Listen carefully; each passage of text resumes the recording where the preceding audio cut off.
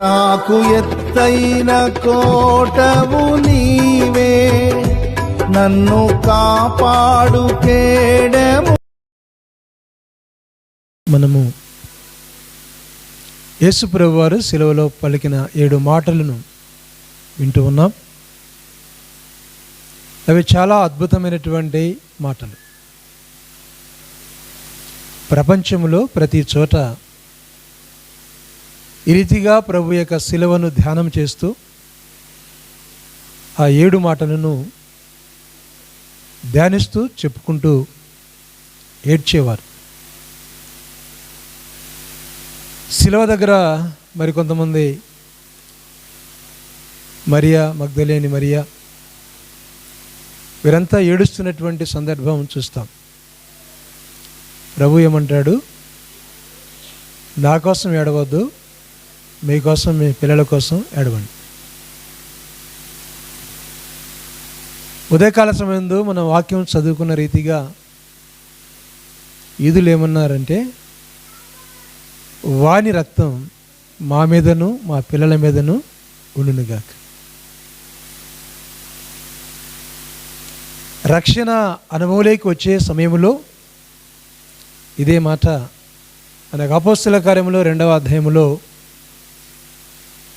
ఇది మీకును మీ పిల్లలకును దూరస్తులందరికీ అని అంటాడు. అనగా రక్షణ గురించి మాట్లాడుతూ,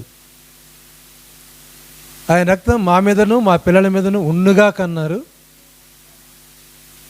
ఇక్కడికి రాగానే ఈ తరం వారికి వేరే రక్షణ పొందండి, ఇది మీకు మీ పిల్లలకి అన్న మాట చూస్తూ ఉన్నాం. అలనాడు క్రీస్తు శకములో యేసు ప్రభువారు,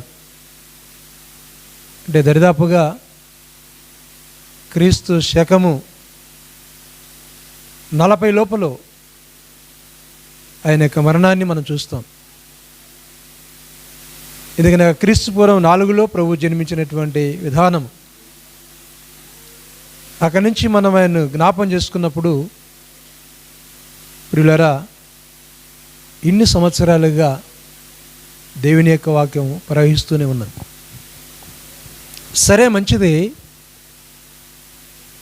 యేసు ప్రభు వారు సిలువలో ఉన్నప్పుడు లోకము రకరకాలుగా అనుకుంటూ ఉంది. కొంతమంది ఈయన దేవుని కుమారుడైతే శిలువ మీద నుంచి దిగి రావచ్చు కదా అని, ఇలా రకరకాలైనటువంటి మాటలు. ఇక్కడ ప్రభు పని ఏమిటి అన్నది గమనించాలి, ఆయన ఉద్దేశం ఏమిటి అన్నది గమనించాలి. తిమోతిలకు రాసిన పత్రికలో ఉన్నటువంటి మాట, పాపులను రక్షించుటకు క్రీస్తు యేసు ఈ లోకమునకు వచ్చెను అన్న మాట నమ్మదగినది అని బైబిల్ గ్రంథం సెలవిస్తాం. ఆయనకి ఎందుకు వచ్చాడు ఆయన అంటే, రక్షించుటకు వచ్చాడు. పాపిని రక్షించుటకు ఆయన వచ్చాడు. ఇంకా మేము తప్పు చేస్తాము, అబద్ధాలు మాట్లాడుతూ ఉంటాం, లంచాలు తీసుకుంటూ ఉంటాం, సినిమాలు చూస్తూ ఉంటాం, చేసే తప్పులని చేస్తూ ఉంటాం. నాకు ఒక విషయం జ్ఞాపకం వచ్చినప్పుడు, ఇటీవల క్రైస్తవులకి అన్యులకు జరిగేటువంటి డిబేట్స్లో నేను చూసినప్పుడు అన్యులు అంత అబద్ధమే మాట్లాడుతూ ఉంటారు. నాకు అనిపించింది, దేవుని బిడ్డలముగా, క్రైస్తవులముగా ఒక మాట అబద్ధము చెప్పాలంటే మనకు మనసు రాదు. కానీ వారు చెప్తూ ఉంటారు, అన్ని అబద్ధాలు మాట్లాడుతూ ఉంటారు. ఇటీవల ప్రవీణ్ అన్నగారి విషయంలో కూడా ఎలాంటి విషయాలు జరిగినవో అవి మనము ఎరుగుదాము. అట్లాంటి పరిస్థితి. ఎందుకు వచ్చాడు యేసు ప్రభు వారు? రక్షించడానికి వచ్చాడు. ప్రియులారా, 6వ మాటగా సమాప్తమైనది, కంప్లీటెడ్ అనేటువంటి మాట కనిపిస్తుంది. అంటే సువార్తలో 6వ భాగముగా ఆ మాట పరిపూర్ణం. 7వ మాట ఆ తర్వాత విషయం. వీళ్ళు అనుకుంటున్నారు ఆయనకు దప్పిక అవుతుంది అని. వాళ్ళ ప్రయత్నాలు వాళ్ళు చేస్తూ ఉన్నారు. యేసుప్రభు వారి యొక్క దప్పికి నీళ్లు కాదు, చిరక కాదు, ద్రాక్షరసము కాదు. అలాగైతే ఆయన మరణించడు.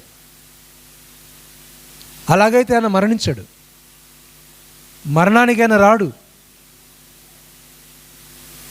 ప్రియులారా, 6వ మాట అదే కదా, యోహాను సువార్త 19వ అధ్యాయం 30వ వచనంలో సమాప్తమైన. ఎప్పుడన్నాడు ఆ మాట? చూడండి, యేసు ఆ చెరక పుచ్చుకొని సమాప్తమైనదని చెప్పి తల వంచి ఆత్మను అప్పగించింది. అంటే ప్రాణం ఇంకా పోలేదు. 7వ భాగంలో ప్రాణాన్ని అప్పగించేటువంటి విధానాన్ని చూస్తాం. ఏ చిరక? ఆ చిరక గురించి కొంతమంది హడావుడి పడ్డారు.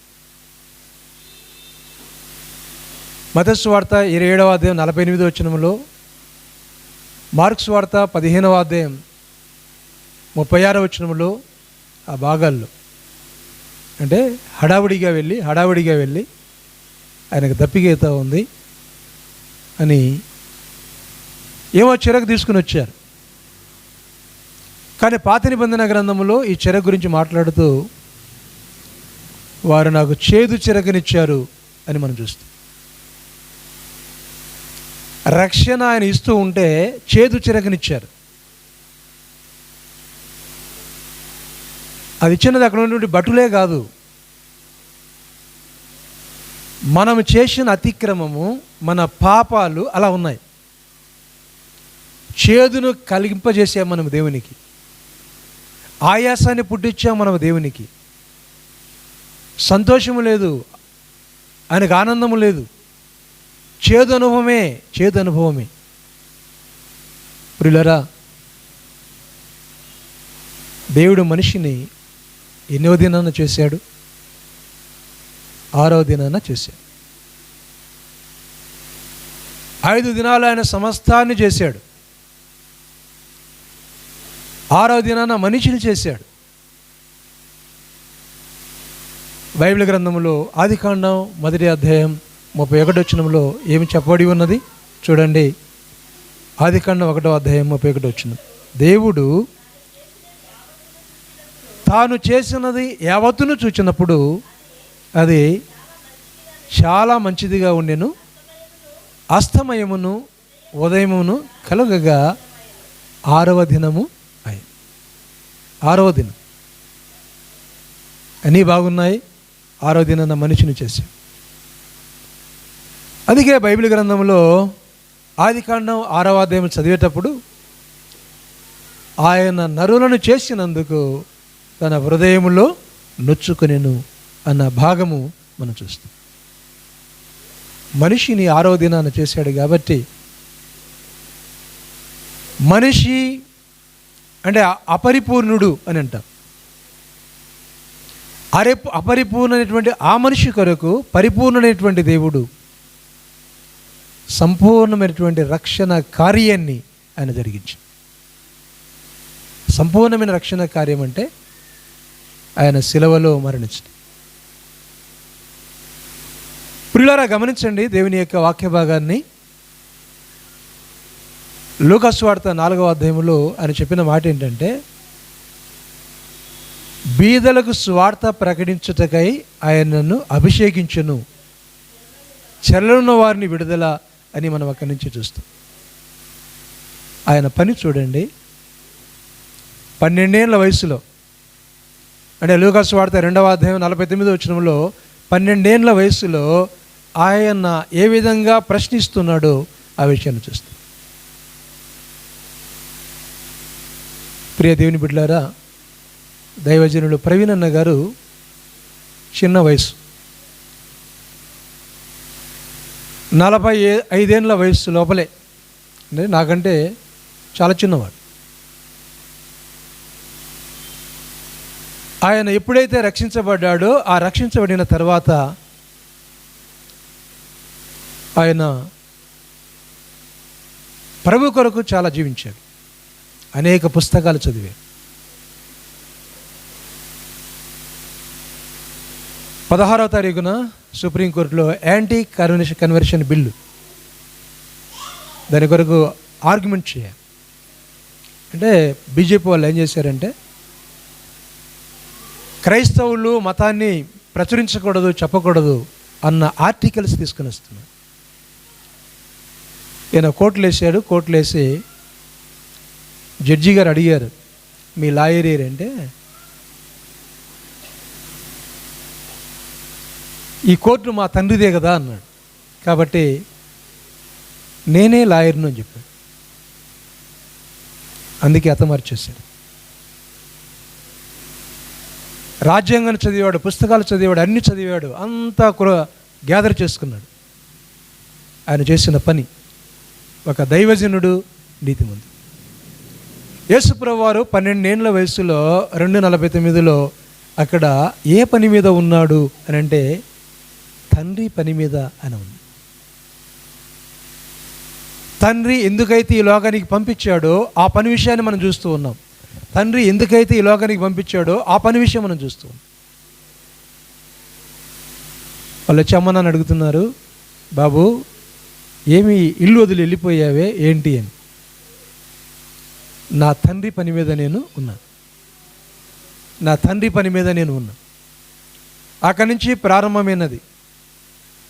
లూకా సువార్త 3వ అధ్యాయం 23కి రాగానే ఆయన ఆ సువార్త ప్రారంభించాడు.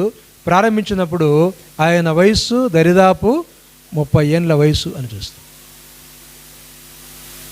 12 ఏళ్ళ వయసులో, చిన్న వయసులో తల్లిదండ్రులతో ఉండడం, 12 ఏళ్ళ వయసులో ఆయన అనేక పుస్తకాలు తిరిగివేయటం, ప్రశ్నించటం, ఆ తర్వాత తల్లిదండ్రులకు లోబడి అక్కడ పనిచేయటం, తన కర్తవ్యాన్ని అంతా కూడా నెరవేర్చడం మనం చూస్తూ ఉన్నాం. తన బాధ్యతను నెరవేర్చడం మనం చూస్తూ ఉన్నాం. అన్ని విధాలుగా తల్లిదండ్రుల యొక్క బాధ్యత నెరవేర్చాడు. వారికి లోబడి ఉండి చూస్తున్నాం.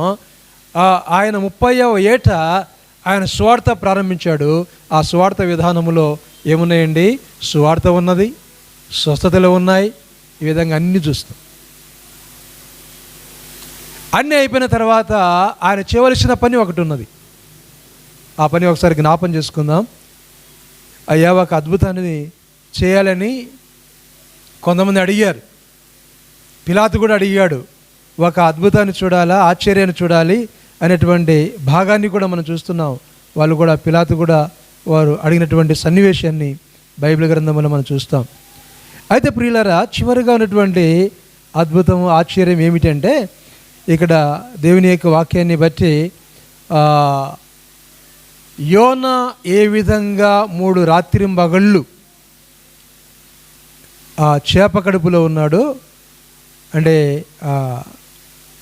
ఆయన భూగర్భములో ఉన్నాడు, ఆ రీతిగానే మనిషి కుమారుడు 3 రాత్రింబగళ్ళు భూగర్భములో ఉండాలి. అది చివరిది. గమనించండి. అందరూ స్వస్థతలని, అద్భుతాలని వీటి కొరకు ప్రయాసపడుతుంటారు, చూస్తూ ఉంటారు, వాటి కొరకు వెతుకుతూ ఉంటారు, అవి కావాలంటూ ఉంటారు. అయితే యేసుప్రభువు వారు చివరిగా ఆయన యొక్క సేవా విధానములో చెప్పినటువంటి విధానం ఏమిటి అనగా, మనిషి కుమారుడు 3 రాత్రింబగళ్ళు యోనా ఏ విధంగా భూగర్భంలో ఉన్నాడో ఆ రీతిగా ఉండాలి. చివరిగా అదే ప్రభు చేయవలసిన, చివరిగా అది ఆయన చేయవలసిన పని. సమాప్తం అంటే ఆయన ప్రాణము పెట్టడము సమాప్తం. ఏంటండి? ఆయన ప్రాణం పెట్టడం సమాప్తం. వాక్యం ప్రకటించాడు, అనేక విషయాలు బోధించాడు, రెండవదిగా స్వస్థతలు చేశాడు, చనిపోయిన వారిని లేపాడు, 3-4 దినాలైంది లాజరును లేపాడు, ఇవన్నీ చేశాడు. అయితే చివరిగా యేసుప్రభు వారు 3వ దినాన్ని తిరిగి, ఆయన చనిపోవాలా, 3వ దినాన్ని తిరిగి లేయాలి. ఇది చివరి ఘట్టం. ఏంటంటే అది చివరి ఘట్టం. దేవునికి స్తోత్రం. అందుకే బ్రదర్స్ గతంలో చదివారు మత్తయి సువార్త 26వ అధ్యాయంలో ఉన్నటువంటి లేఖన భాగం ఏమిటి అనగా, అక్కడ నీవు నాకు అప్పచెప్పిన దానిని, ఆ చిత్తాన్ని నేను నెరవేర్చాలి అన్నది. ఇది త్రాగకుందునా త్రాగాలి, దాన్ని నెరవేర్చాలి అనేటువంటి భాగాన్ని ఒకసారి మనం చదువుకుందాం. చూడండి, మత్తయి సువార్త 26వ అధ్యాయంలో మత్తయి సువార్త 26వ అధ్యాయంలో 42వ వచనంలో ఉన్నటువంటి మాటను మనం చదువుకుందాం. మత్తయి సువార్త 26వ అధ్యాయం 42వ వచనం. మరలా రెండవ మారు వెళ్ళి, నా తండ్రి, నేను దీన్ని త్రాగుతేనే కానీ ఇది నా యొద్ద నుండి తొలగిపోట సాధ్యము కాని ఎడల నీ చిత్తమే సిద్ధించునుగాక. ఏమన్నాడండి? నేను ఇది త్రాగుతేనే తప్ప. ఏది? చిరకనా? ద్రాక్ష రసమా? కాదు. ద్రాక్ష రసమునైనను ద్రాక్ష రసములో ఉన్నదానిని దేనినైనా త్రాగకూడదని ధర్మశాస్త్రం సెలవిస్తూ ఉంది. దానికోసం కాదు యేసు ప్రభు వారు, నేను ఇది త్రాగకుండిన ఎడల ఇది నా నుంచి తొలగిపోడు. ఏంటంటే మనుషుల యొక్క శాపం, మనుషుల యొక్క పాపం, మనుషుల యొక్క భారం ఆయన మీద పడింది. యెషయా గ్రంథం 22వ అధ్యాయం 22వ వచనంలో ఆ దావీదు తాళపు చెవి ఆయన భుజం మీద ఉంచాను అనేటువంటి మాట చూస్తున్నాం. యోహాను సువార్త 9వ అధ్యాయంలో ఆయన మీద రాజ్యభారం ఉన్నదని మనం చూస్తూ ఉన్నాం.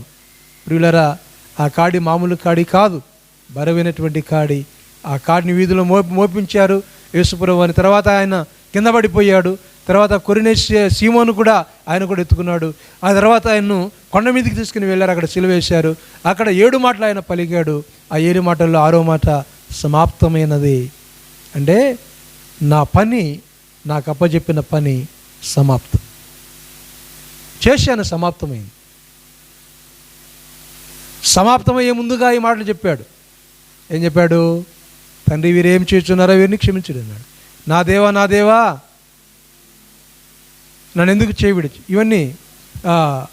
నన్ను ఎందుకు చేయవిడిచితివండి, వీరిని క్షమించమంటాడు. పరదేశంలో ఉండమని చెప్తాడు. తల్లిని చూసి అక్కడ ఈమెను చేర్చుకోమంటాడు. నా దేవా, నా దేవా, నన్ను చిందికి విడిచావు, దప్పికొనుచున్నానంటాడు. ప్రియులరా, చివరిగా ఆయన ఒకే ఒక మాట చెప్పాలంటే, కన్నీళ్లతోనూ రోదనముతోనూ ఒక్క బొట్టు కూడా తన శరీరములో ఉంచుకొనగా సమస్తాన్ని మానవాళి కొరకు ఆయన రక్తాన్ని కార్చాడు. దేవునికి స్తోత్రం. అదే సమాప్తం. దేవునికి స్తోత్రం. దేవుడి మాటలు దీవించి నాకై రక్తం కాచెను నీ ప్రేమ